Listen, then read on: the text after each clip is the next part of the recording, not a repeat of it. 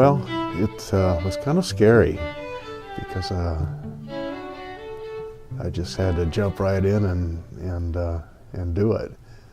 So I wasn't quite sure what to expect. I'd done some radio in the past. In the 1970s, I had a late night rock and roll show, but things are so much different from the late 1970s. Oh, it's been a great opportunity, and I've enjoyed every minute of it. And if I wasn't getting to be so old, I'd probably continue for a while, but it's been a consuming job. When I taught school, we had, a few months out of each year that we weren't teaching, and I could clean my house and do all those kinds of things. And radio is different. You got to be here every day, and they don't take days off because of snow. After having done this job for a while, I have, a very much improved knowledge of the music and of composers and putting the composers with the music. And when I was undergrad at the University of South Dakota and studying music, one of the classes we had was, I can't remember if it was called appreciation or what it was, but they would drop the needle in the middle of a record and you had to say what it was. And I know I probably ended up right about half the time, and I think I could maybe get right answers maybe 3/4 of the time now. So,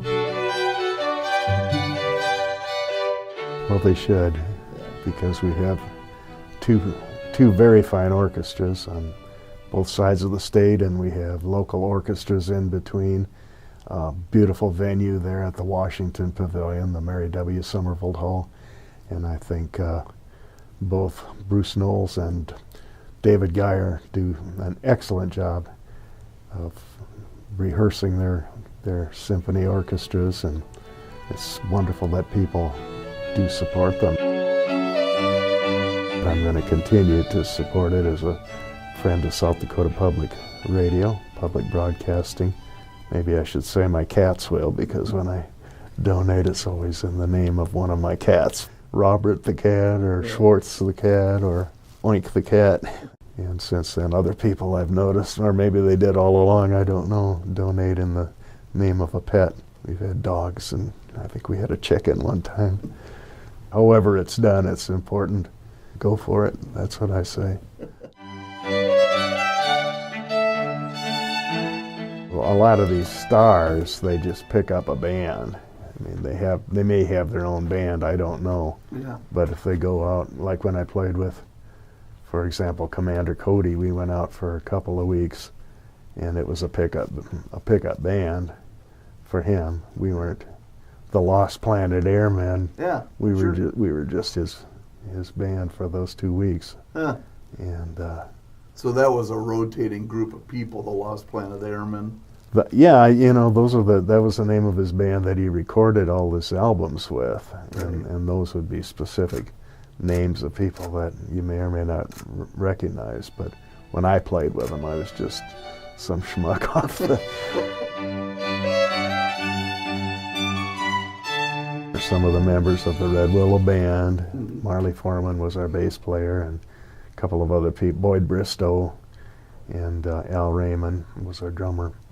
And we all kind of converged down there and started our own band that we called the Traveling Band. Yeah. And that's what we did. We traveled. We went all the way from Key West, Florida to California with a different band, but Canada. We played in Canada, and we played all over Texas and different places. But what brought us all down there and got us together was Boyd's wife, Dar. I don't know if you know Dar or not, I don't think so. She became a Methodist preacher. And so she went to school at Vanderbilt doing the seminary there.